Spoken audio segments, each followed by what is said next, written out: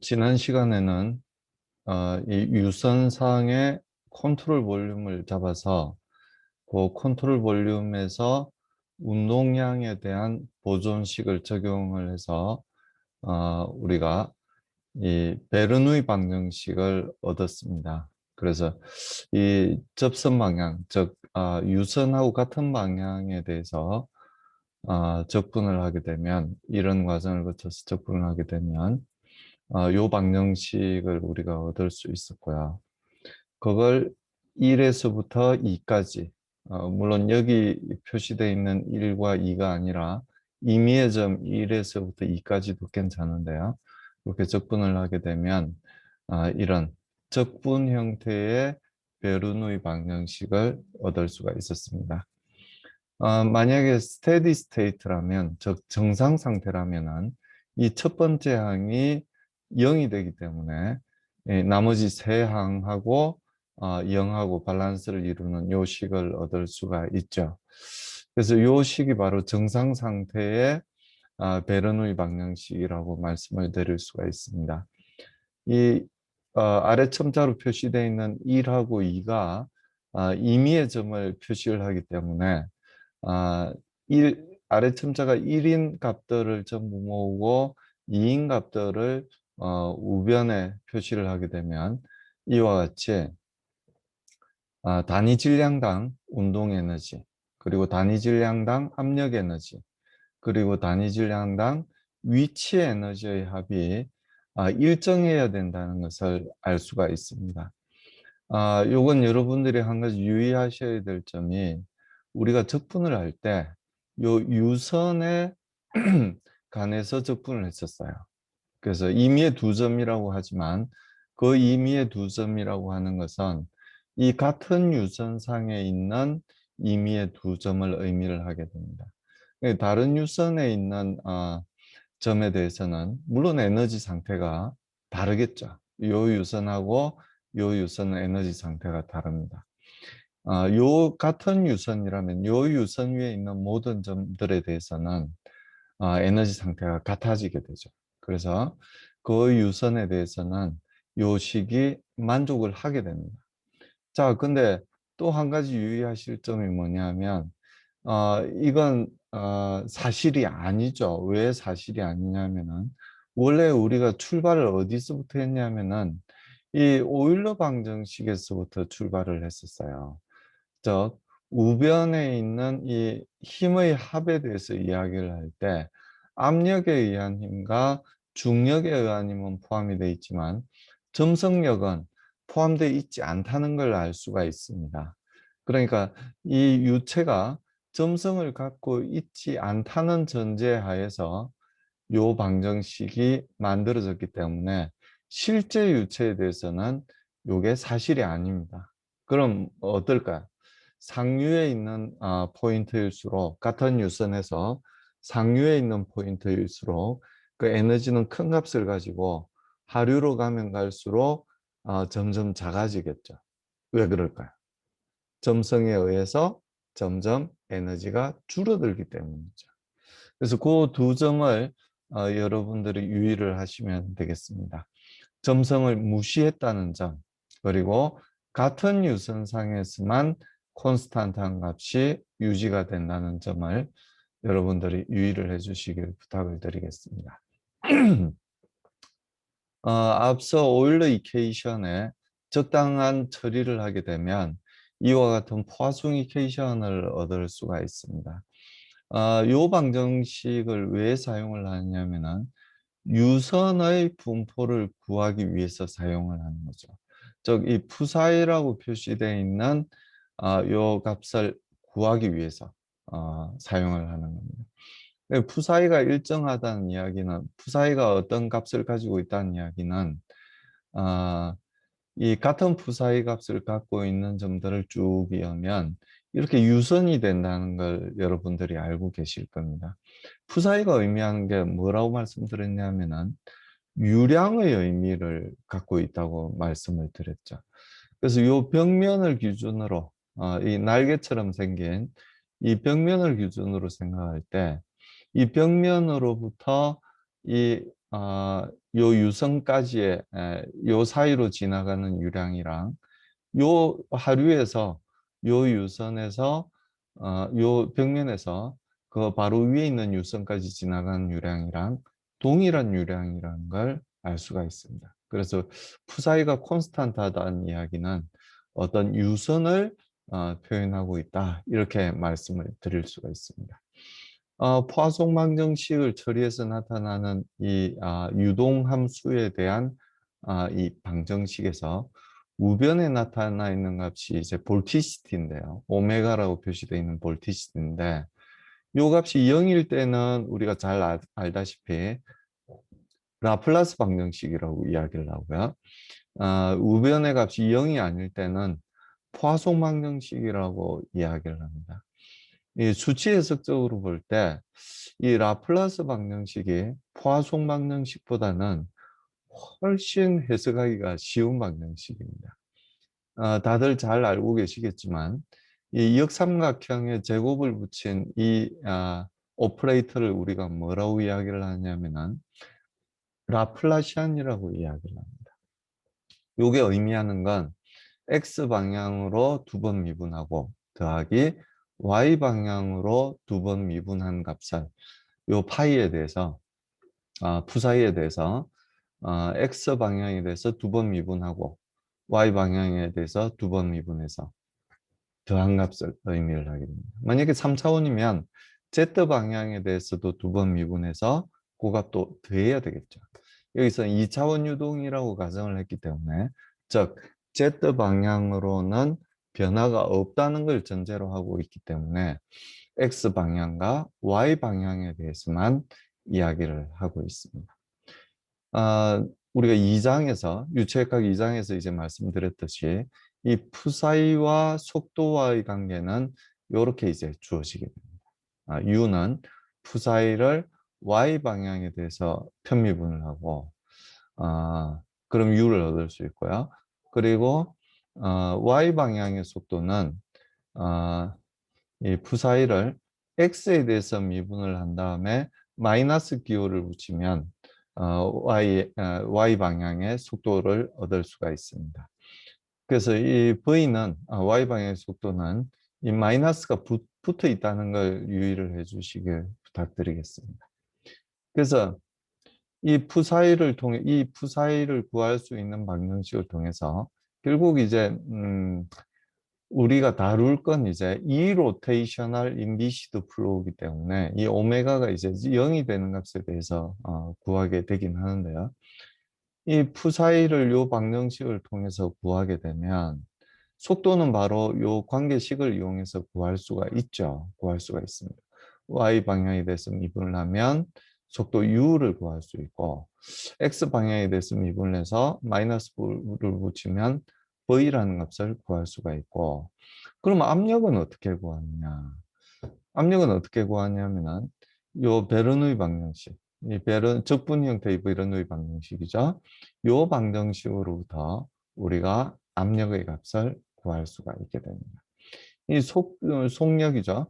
이 속도를 알고 그리고 이 중력에 대한 위치를 알게 되면 요 두 값은 아는 거기 때문에 압력은 이제 구할 수가 있게 되는 거죠. 단지 이제 여기서 표시된 바와 같이 압력 그 자체가 아니고 압력 차이를 구할 수 있기 때문에 어디선가는 레퍼런스 값이 하나가 필요하게 됩니다. 그래서 예를 들어서 요 구석에 있는 프레셔의 값을 0이라고 우리가 디파인을 하게 되면 나머지 압력들은 전부 요 압력과의 차이로서 이제 표현을 할 수가 있게 되는 거죠. 그렇게 해서 구할 수가 있습니다. 이 속도 포텐셜에 대해서도 마찬가지입니다. U는 속도 포텐셜에 대해서 표현을 하면 잠깐만요. 이게 뭔가 잘못된 것 같은데. 잘못했습니다. 이 파이를 X 방향에 대해서 미분을 하면 U를 구할 수 있고, 이거 수정해 주시기 바랍니다. 그리고 이 파이를 Y 방향에 대해서 미분을 하면 속도 V를 구할 수가 있죠. 요건 이제 속도 포텐셜과 UV 사이의 관계라고 이야기를 할 수가 있습니다. 그래서 이제 만약에 이 파이에 대한 방정식을 우리가 푼다고 그러면 이렇게 이제 표현을 할 수가 있습니다. 요렇게 이제 표현된 건 뭐냐면 노말 방향의 속도 성분이 0이라는 걸 의미를 하죠. 노말 방향 속도는 노말 방향으로 미분을 하면 구할 수가 있잖아요. X 방향의 속도는 X 방향에 대해서 미분을 하면 구할 수 있고 Y 방향의 속도는 Y 방향에 대해서 미분을 하면 구할 수 있듯이 노말 방향에 대해서 미분을 하면 속도 벽면에서는 이제 속도가 0이니까요. 노말 방향의 속도가 0이라는 걸 알 수가 있죠. 푸사이에 대해서도 마찬가지예요. 푸사이에 대해서도 노말 방향의 속도 성분은 S에 대해서 미분을 해서 마이너스 기호를 붙이면 되겠죠. 그래서 그 값이 역시 마이너스가 0이 된다는 걸 알 수가 있고요. 자, 여기서는 노슬립 컨디션이 아니라는 거 알고 계시죠? 그래서 이 파이를 S 방향에 대해서, 즉 유동 방향에 대해서 미분을 하게 되면 유동 방향의 속도를 구할 수 있는데요. 여기에서 정의해서 보시는 바와 같이 X 방향의 속도는 X 방향으로 미분을 하면 되죠. 그런 거와 마찬가지로 S 방향의 속도는 S 방향으로 미분을 하면 됩니다. 그래서 S 방향으로 이제 미분을 해주게 되면 S 방향의 속도를 구할 수 있어요. 이게 이제 벽면에서의 퍼펙트 슬립이 일어나는 경우에 이 바운더리 컨디션이라는 걸 알 수가 있게 됩니다. 이 푸사이로 표현했을 때, 즉 유동함수로 표현했을 때는 노말 방향으로 미분을 해야 S 방향의 속도를 구할 수가 있게 되죠. 그래서 이게 이제 벽면에서의 바운더리 컨디션으로 적용이 되게 됩니다. S 방향의 운동량 방정식을 보면 요식, 요식이죠. 요식에서부터 양변에 이제 DS를 곱해주게 되면 우리는 이런 식을 얻을 수가 있게 되고요. 요식을 이제 S 방향의 운동량 방정식에 대입을 하게 되면 이런 식을 이제 얻을 수가 있게 됩니다. 결국 이런 식을 얻을 수가 있게 되죠. 그래서 달라진 점이 뭐냐면 이 볼까요? 여기 이제 아, 속도 V로 표시가 돼 있었던 이 unsteady term이 이렇게 파이로 이제 표시됐다는 걸 알 수가 있게 됩니다. 그래서 이 베르누이 방정식은 파이로 표현이 된 베르누이 방정식이다. 이렇게 우리가 이야기를 할 수가 있겠죠. 자, 이제 몇 가지의 유동 형태에 대해서 푸사이와 파이로 어떻게 표현하는지를 이야기를 하려고 그럽니다. 자, 이런 형태의 유동을 우리가 살펴봅시다. 이쪽에 이제 푸사이 1부터 푸사이 6까지 이렇게 표현된 선들은 뭐냐면 푸사이가 일정한 값들이에요. 즉 유선을 나타내는 값이죠. 앞서 이제 말씀드렸듯이 이 푸사이가 일정한 선하고 유선이 되죠. 그리고 파이가 일정한 선은 서로 직교를 이루게 됩니다. 직교하게 돼요. 예, 전부 이제 직교를 하게 됩니다. 그래서 이 유동 형태는 어떤 유동 형태냐면은 콘스탄트한 벨라스틱 프로파일을 가지고 이 알파라는 각도로 흘러가는 유동을 의미를 하게 됩니다. 그래서 이 유동 함수들을 이 캐피탈 U와 그리고 알파로 표현하게 되면 요렇게 이제 적을 수가 있어요. 그러니까 요 라인을 결국은 XY 사이에서의 관계식으로 이제 표현한 값이라고 이해를 하시면 될 것 같습니다.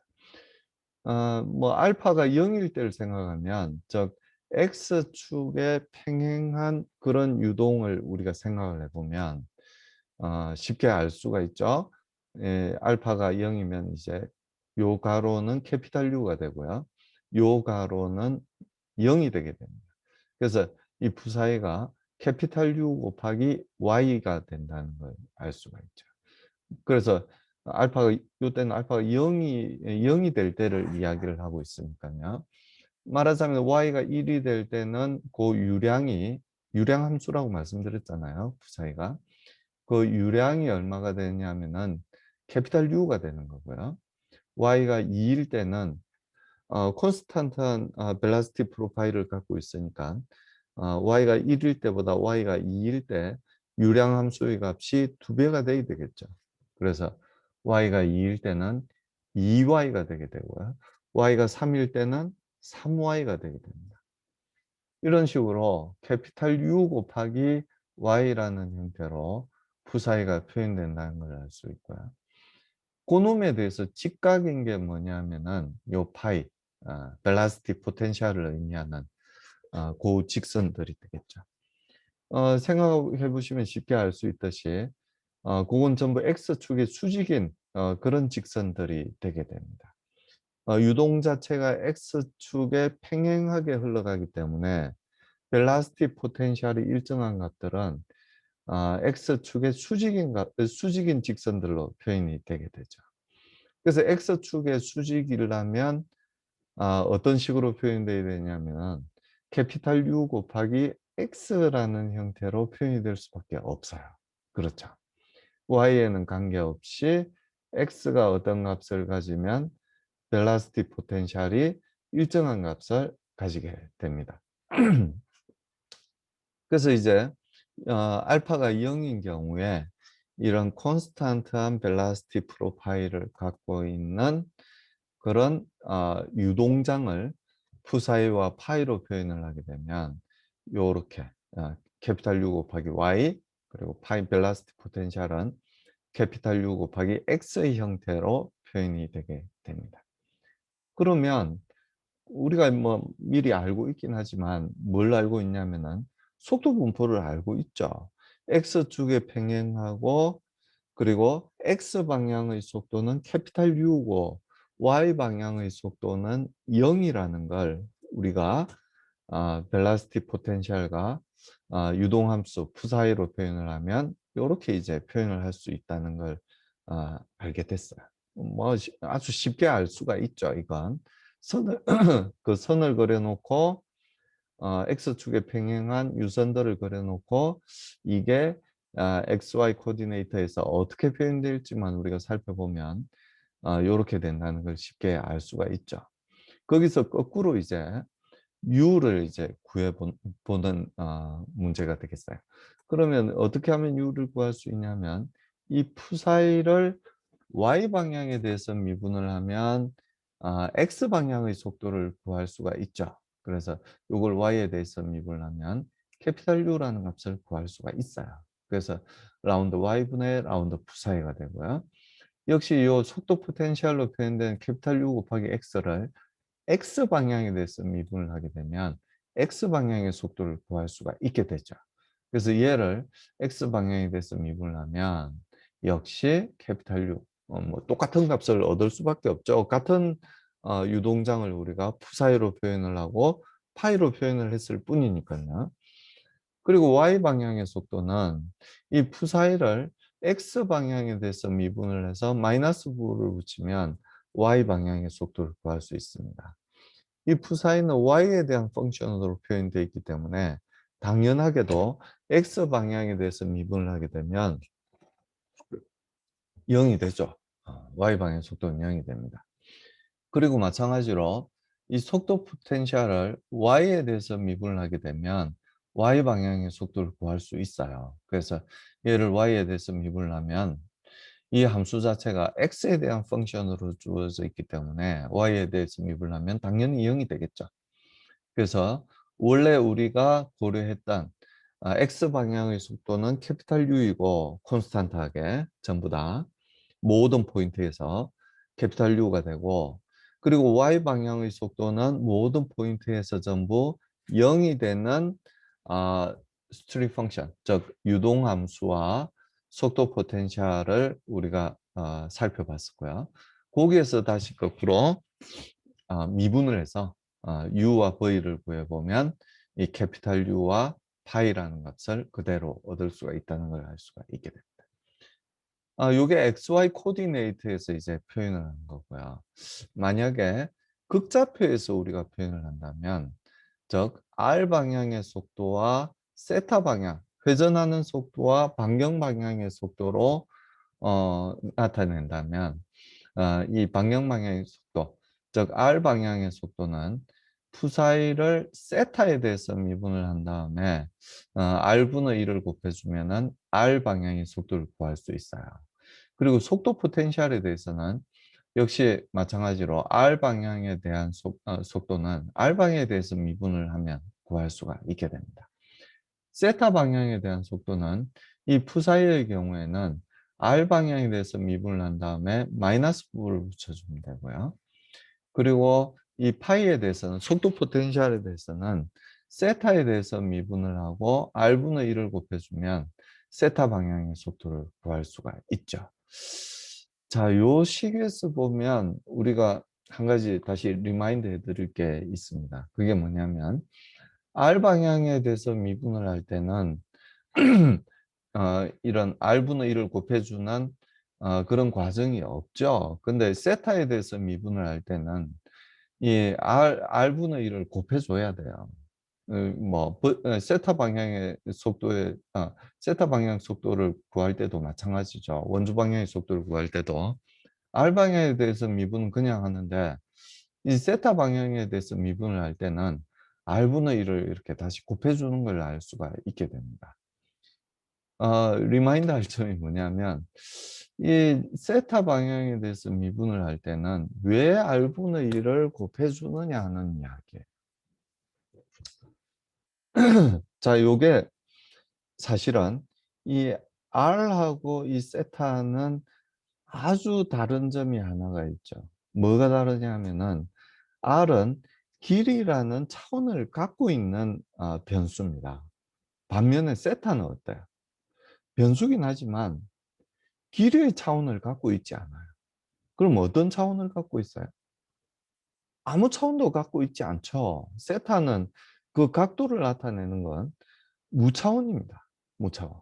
그래서 어떤 길이를 나타내기 위해서는 R을 곱해줘야만 길이를 구할 수가 있어요. 그래서 R 곱하기 라운드 세타를 해야만, R 곱하기 라운드 세타를 해야만 R만큼 떨어져 있을 때 요 R 곱하기 D 세타가 이렇게 D 세타만큼 이제 각도가 있다면 요게 이제 R만큼 R이 얼마냐에 따라서 그 길이가 달라지게 돼요. 그러니까 같은 변화를 보이더라도 그 길이가 달라지게 되는 거죠. 같은 세타라도 R이 얼마냐에 따라서.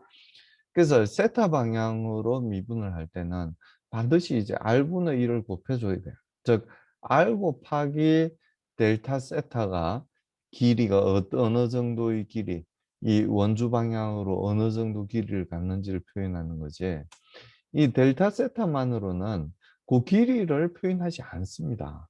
이 델타 세타는 각도 차이를 표현하기 때문에, 그리고 각도는 차원이 없는 값이기 때문에 길이를 표현할 수가 없다는 거죠.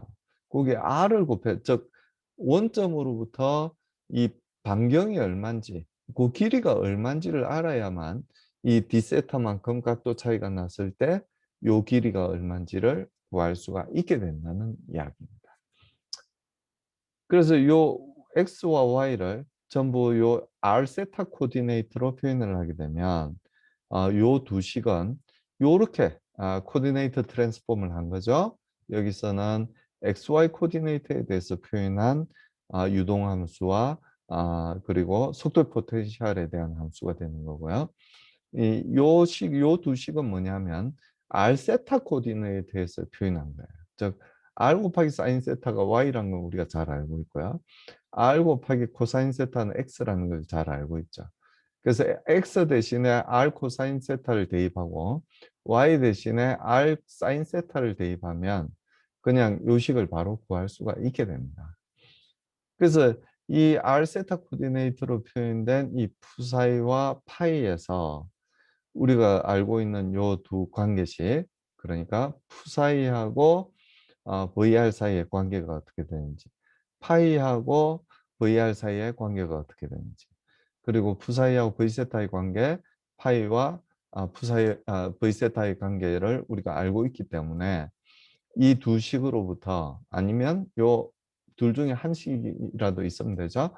요 식으로부터 VR을 구하고 V세타를 구할 수가 있게 됩니다. 그래서 VR을 구해보면 즉 요 우변의 값을 세타에 대해서 미분을 하고 R분의 1을 곱해주게 되면 캐피탈 U 곱하기 요 괄호 안에 있는 값을 구할 수가 있게 됩니다. 물론 알파가 0일 때는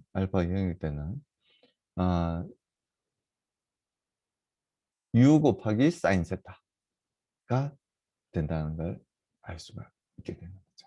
세타가 얼마냐 했다. 아니죠. 알파가 0일 때니까 요 값은 0이 되고요. 요 값이 이제 살아남겠네요. U 곱하기 코사인 세타로서 표현이 된다는 걸 알 수가 있게 됩니다. 그리고 이제 V세타의 값은 역시 마찬가지로 이런 식으로 구할 수가 있게 됩니다. 이 부사이의 값을 R에 대해서 미분을 한 다음에 마이너스 기호를 붙이고 혹은 이 파이는 요 식으로부터 세타에 대해서 미분을 하고 R분의 1을 곱해주게 되면 역시 세타 방향의 속도를 이렇게 구할 수가 있게 됩니다. 알파가 0일 때는 마찬가지로 요 값은 0이 되고 V세타의 값은 마이너스 캐피탈 U 곱하기 사인 세타가 된다는 걸 알 수가 있죠. 그래서 뭐 아주 당연한 이야기이긴 하지만 세타가 어느 값이 되든지 간에 속력은 즉 VR 제곱 더하기 V세타의 제곱을 더해서 루트를 취하게 되면 캐피탈 U가 된다는 걸 알 수가 있게 됩니다. 자, 요게 이제 콘스탄트한 그러니까 x축의 어떤 알파라는 각을 이루면서 평행하게 흘러가는 균일하게 흘러가는 유니폼 플로우를 부사이와 파이로 이제 표현한 식이라고 말씀을 드릴 수가 있고요. 다음에 우리가 살펴볼 유동은 어떤 유동이냐면 한 점에 이제 소스가 있어요. 어, 유체가 이제 이 원점에서부터 계속 생산돼 나오는 거예요. 그럼 유동이 어떻게 분포가 될 거냐면은 이렇게 분포가 될 겁니다. 예, 요렇게 바깥으로 이제 흘러나가는 그런 유동이 되겠죠. 요건 어떤 유동이냐면 그 반대로 여기 소스가 있는 게 아니라 여기 유동을 빨아들이는 싱크가 있는 거예요. 싱크. 그 싱크가 있을 때 유동은 밖에서부터 유동이 안으로 이렇게 모여드는 형태의 유선을 그리게 될 겁니다.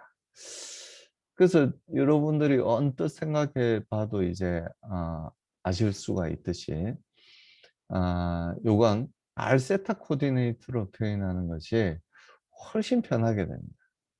자, 요 유선들을 살펴보면 어떠냐면 요 유선이라고 이야기를 하면 요 유선상에서는 유동함수가 일정한 값을 가지는 게 요 유선 위에 있는 점들의 공통점이잖아요. 왜냐? 유동함수가 같은 점을 이은 게 유선이기도 하니까요. 그래서 요렇게 이제 빠져나가거나 요렇게 들어오는 그런 유동들은 이 세타가 일정하면 이 푸사의 값이 일정하게 돼요. 세타가 일정하면 푸사의 값이 일정하게 돼요. 그래서 어떤 기준점, 유량이 0인 기준점을 잡는다면, 즉 지금은 임의로 요선상에 있어서 유선을 우리가 0이라고 이야기를 한다면, m 세타, 즉 어떤 유량이 있고 그 유량의 세타를 곱해주면 그게 유량을 나타내는 유동함수 푸사이라고 이제 표현을 할 수가 있게 되는 거죠. 이렇게 표현했을 때 요 m은 뭘 의미하게 되냐면은 단위 각도당 유량을 의미하게 됩니다. 왜? 단위 각도당 유량에다가 각도를 곱해주니까 당연하게도 그 각도까지의 유량을 구할 수가 있게 되는 거죠. 그래서 만약에 요 소스로부터 혹은 요 싱크로 흘러 들어오거나 흘러나가는 유량을 Q라고 한다면 단위 시간당 흘러나가는 혹은 흘러 들어오는 유량을 Q라고 한다면 여기 이제 Q라는 유동이 균일하게 요 360도 즉 2파이라는 각도를 통해서 흘러나가거나 흘러 들어오게 되는 거잖아요. 그래서 여기 M이 의미하는 게 뭐라고 이야기를 했냐면은 단위 각도당 흘러 들어가거나 흘러 들어오거나 흘러나가는 유량이라고 말씀을 드렸잖아요. 그러니까 그 질량을 구해보면 Q 곱하기 로 곱하기 Q가 되겠죠. 요건 소스일 때는 로 곱하기 2파이 R 곱하기 VR이 될 거고요. 그렇죠?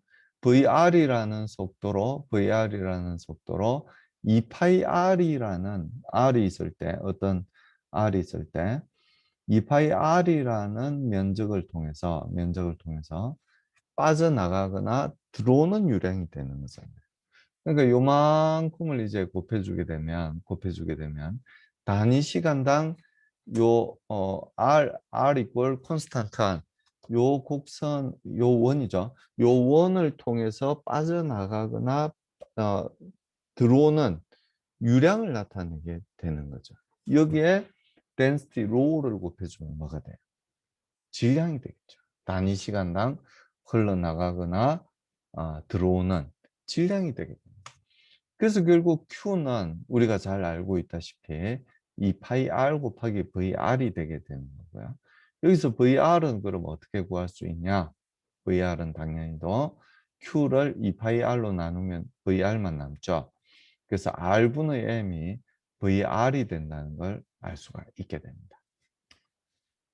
요것도 마찬가지로 요 푸사이를 요렇게 이제 요렇게 표현을 했을 때, 이 푸사이로부터 R 방향의 속도를 우리가 어떻게 구한다고 이야기를 했냐면은, 이 푸사이로부터 세타 방향에 대해서 미분을 한 다음에 R분의 1을 곱해주면은 R 방향의 속도를 구한다고 그랬잖아요. 그래서 요걸 세타에 대해서 미분을 하고 R분의 1이 곱해지게 되면 우리가 유량의 관계식으로부터 얻었던 속도와 똑같은 속도 R분의 M을 구할 수 있다는 걸 알 수가 있게 됩니다. 요 식은 이제 그냥 M세타를 XY 코디네이트로 표현한 거예요. XY 코디네이트로 표현하기가 힘들긴 하죠. 그래서 아크 탄젠트 X분의 Y가 결국은 세타를 표현하는 거니까 이렇게 이제 표현을 할 수가 있게 됩니다. 그리고 파이는 어떻게 되냐면은 요거에 이제 수직돼 있는 요 선이 푸사이골 콘스탄트인 요 유선의 수직으로 이루어져 있는 요 값들이 결국은 아 파이가 일정한 값들이 되잖아요. 그래서 결국 m 곱하기 r에 대한 어떤 펑션으로 주어지게 되는데요. 결국은 이 파이는 m 곱하기 로그 r이라는 식으로 표현이 되게 됩니다. 그러니까 우리가 알고 있는 게 뭐냐면 r 방향의 속도가 r분의 m이란 걸 알 수 있고요. 즉 r이 커짐에 따라서 점점 작아지는 거예요. 점점 작아지는 거죠. R이 커짐에 따라서. 그러니까 요 중심에서부터 멀리 가면 멀리 갈수록 일정한 유량인데 퍼져나가면 퍼져나갈수록 속도가 점점 작아진다는 걸 우리는 상식적으로 이미 알고 있죠. 그걸 이제 표현한 식이 R분의 M이고, 수학적으로 표현하더라도 우리가 물리적으로 알고 있는 내용하고 정확히 일치를 하게 됩니다. 그래서 R분의 M이 되게 되고요. 우리가 이제 파이하고 VR 사이의 관계를 생각을 해보시면, 파이하고 VR 사이의 관계를 생각해 보시면, 이 파이를 R에 대해서 미분을 하면 VR이 되는 거잖아요. 근데 VR이 얼마라고 이야기를 했냐면은 R분의 M이라고 이야기를 했으니까 요 R분의 M을 R에 대해서 적분을 해주게 되면 파이를 거꾸로 구할 수 있죠. 구할 수 있습니다. 구해보면 M 곱하기 로가 R. 그러니까 우리가 처음에 상식적으로 생각했을 때 M 곱하기 어떤 R에 대한 펑션이 될 거다. 이렇게 이야기를 했는데 정확히 그게 맞아떨어지는 걸 알 수가 있죠. 그래서 수학적으로 봐서도 요식, 수학적으로 구한 이 VR 이퀄 R분의 M이라는 식으로부터도 적분을 통해서, 즉 수학적인 방법으로도 M 곱하기 로그 R이라는 값을 구할 수 있고, 물리적으로도 볼 때 이 원을 나타내는, 즉 R이 어떤 콘스탄트한 값을 가지면 이 파이가 콘스탄트한 라인을 이룰 수 있기 때문에 M 곱하기 R에 대한 어떤 펑션으로 주어진다는 걸 알 수가 있게 됩니다. 요걸 다시 XY 코디네이트로 표현을 하게 되면 복잡해지죠. 요건 이제 R 세타 코디네이트에 적합한 그런 유동 형태이기 때문에 XY 코디네이트로 표현을 하면 조금 어려워지긴 합니다. 어렵다기보다 복잡해지죠. R이 뭐냐면 XY 코디네이트로 표현했을 때 루트 X제곱 더하기 Y제곱이 되잖아요. 그래서 파이는 이제 요렇게 이제 표현을 할 수가 있게 됩니다. 요걸 R 세타 코디네이터로 표현을 하면 VR은 R분의 M이고 V 세타는 0이라는 걸 금방 알 수 있는데, XY 코디네이터로 이제 표현된 식은 즉 UV로 표현을 하게 되면 이렇게 이제 복잡한 식을 얻을 수밖에 없어요. 그래서 이 푸사이를 Y 방향에 대해서 미분을 하면, 즉 요게 XY 코디네이터로 이제 적혀져 있는 거죠. 이걸 Y 방향에 대해서 미분을 하게 되면 이렇게 R제곱분의 MX, 즉 X제곱 더하기 Y제곱분의 MX로 이제 표현을 할 수가 있게 되고요. Y 방향의 속도 V는 이 푸사이를 X 방향에 대해서 미분을 해서 마이너스 기호를 붙이면 구할 수 있죠. 그래서 구해보면 R제곱분의 MY라는 식으로 Y 방향의 속도 V를 구할 수가 있게 됩니다. 뭐 반복되는 이야기인 것 같긴 하지만요. 이 속도 포텐셜에 대해서도 똑같이 요 값을 x에 대해서 미분을 하게 되면 x 방향의 속도를 구할 수 있고요. 얘를 y 방향에 대해서 미분을 하게 되면 y 방향의 속도를 구할 수가 있게 됩니다. 물론 뭐 알세타 방향의 속도는 우리가 원래 알고 있는 값에서 구했기 때문에 푸사이와 파이를, 얘를 다시 그 데피니션에 의해서 R 방향에 대해서 미분을 하고 세타 방향에 대해서 미분을 하면 각각 세타 방향의 속도, R 방향의 속도를 구할 수 있어요. 파이는 이제 R 방향에 대해서 미분하고 세타 방향에 대해서는 세타 방향으로 미분을 하면 그 각각의 속도 성분을 구할 수가 있게 되는 거죠. 요 유동 형태는 어떤 유동 형태냐면은 얘하고 서로 반대라는 걸 알 수 있어요. 뭐가 반대냐? 파이와 푸 사이가 서로 반대의 관계를 갖고 있다는 걸 알 수가 있습니다. 요건 어떤 유동이냐면은 요렇게 반시계 방향으로 흘러가는 회전하는 그런 유동이라는 걸 알 수가 있게 됩니다. 그래서 요식, 그러니까 푸사이하고 요 파이를 서로 바꿔주기만 하면 바로 푸사이와 파이를 이제 구할 수가 있게 됩니다. 그래서 그 푸사이는 m 곱하기 로그 r이 되고요. 요 마이너스 부호는 이제 반시계 방향으로 돌기 때문에 마이너스 부호가 붙게 되는 겁니다. 그리고 파이는 앞서 이 소스와 싱크에서는 이 푸사이에 해당되는 거죠. m세타였죠. 그게 바로 파이를 의미하는 m세타가 되게 됩니다. 그러니까 이 유동장하고 소스와 싱크를 나타내는 유동장하고 이 선회를 나타내는 비회전 와류라고 이야기를 하게 되는데요. 이런 유동장하고는 서로 직교의 관계가 있기 때문에 파이와 푸사이가 직교 관계가 있다고 이야기를 했잖아요. 그래서 요 소스와 싱크 유동에서 나타내는 푸사이가 요 선 비회전 와류에서는 파이를 나타내게 되고요. m세타를 나타내게 되고, 여기서 이제 파이를 나타내는 펑션은 m 로그 r이라는 펑션은 여기서는 푸사이를 나타내는 어, 펑션이 된다는 걸 알 수가 있게 됩니다. 여기서 다시 R 방향의 속도와 세타 방향의 속도를 구해보면 요건 이제 이렇게 원점을 중심으로 회전하는 유동이기 때문에 세타 방향의 속도만 어떤 값을 갖게 되고요. 양의 값을 갖겠죠. 그리고 R 방향의 속도는 항상 0의 값을 갖게 됩니다. 그래서 요걸 세타 방향에 대해서 미분을 하고 마이너스 R분의 1을 곱해주면은 R 방향의 속도가 되잖아요. 물론 0이죠. 이건 R에 대한 펑션으로 주어져 있기 때문에 세타에 대해서 미분을 하면 0이 되게 됩니다. 그리고 세타 방향의 속도는 R에 대해서 미분을 해주고 R에 대해서 미분을 해주고 마이너스 부호를 붙여줘야 되죠. 그래서 R에 대해서 미분을 해주고 마이너스 부호를 붙여주게 되면 R분의 M이 됩니다. 자, 기억하시나요? M이 뭐였죠? M. M이 바로 여기서 M이 뭐였냐면은 단위 각도당 유량이었어요. 유량.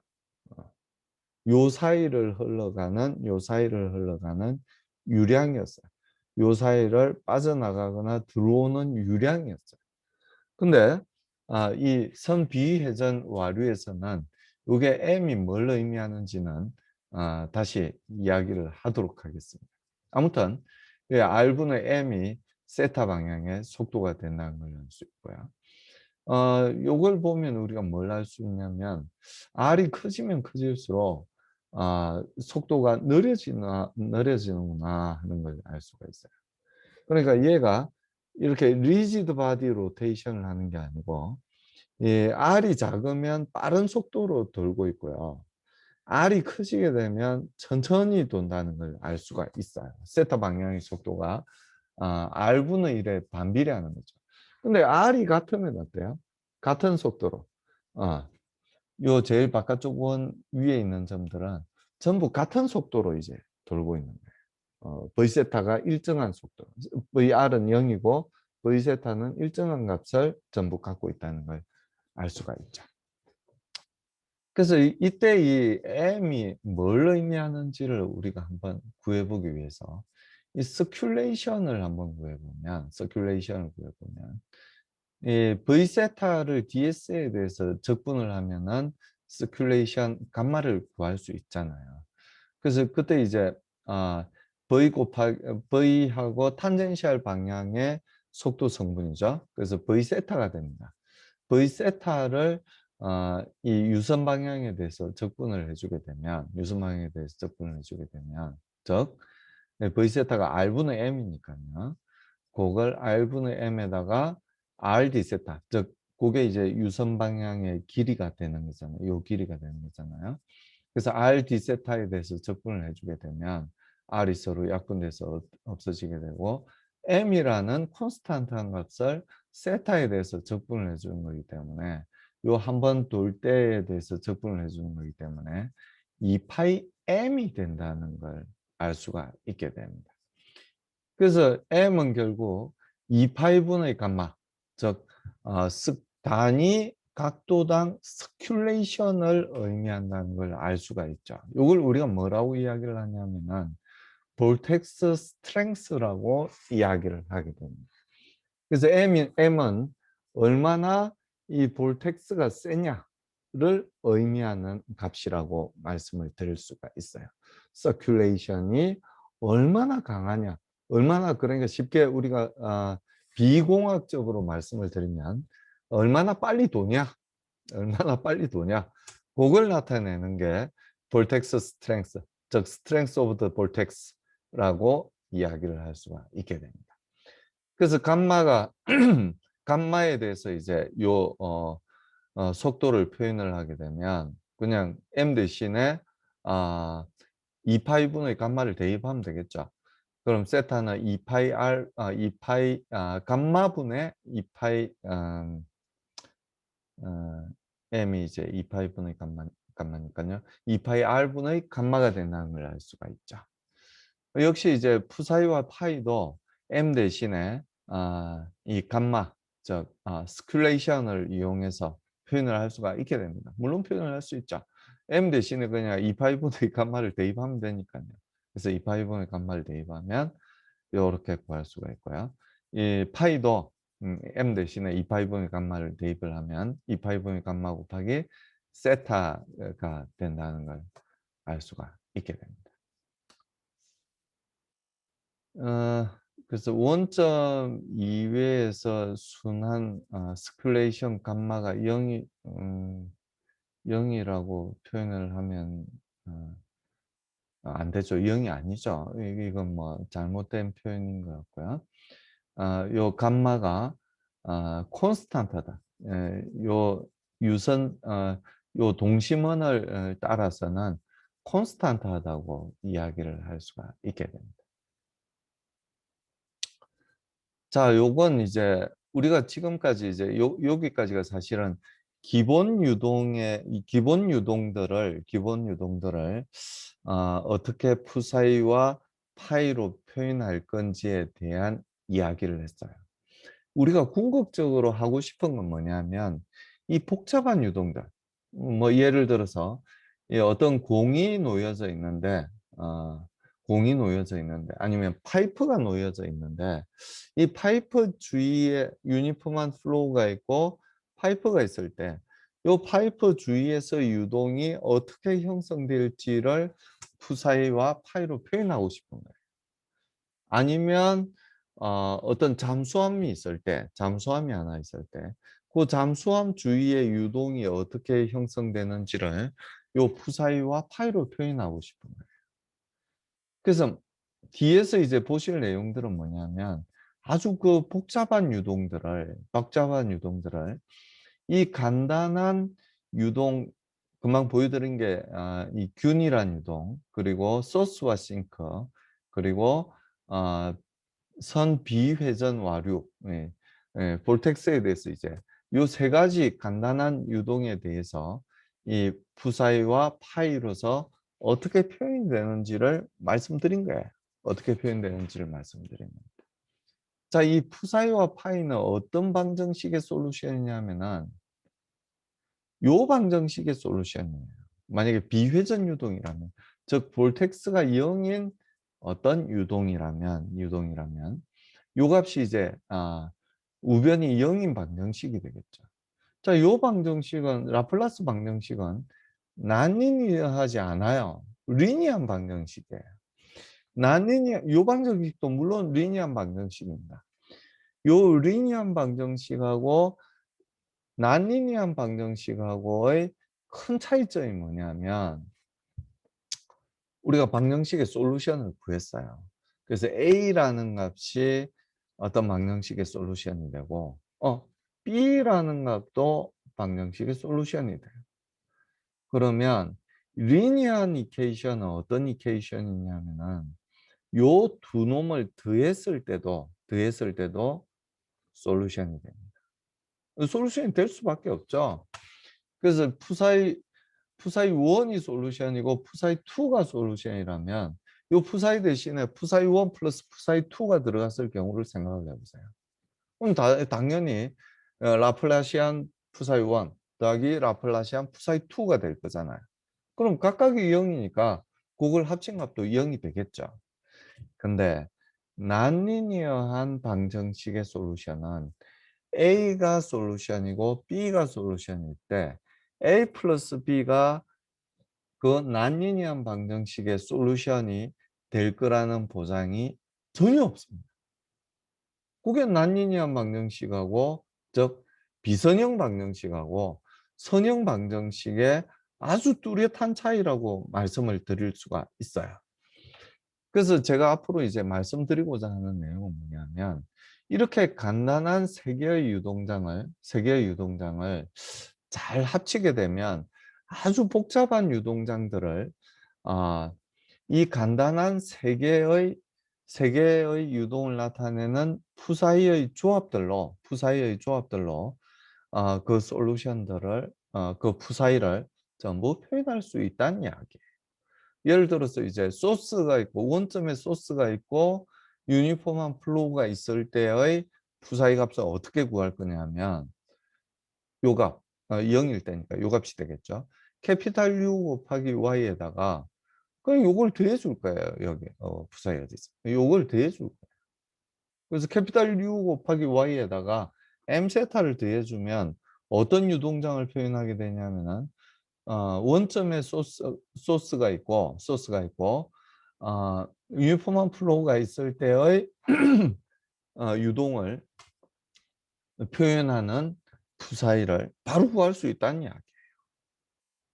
그래서 요 세 가지 기본 유동에 대한 푸사이를 아니면 파이를 적절히 조합하면은 우리가 공학적으로 유용한 많은 솔루션들을 구할 수가 있게 됩니다.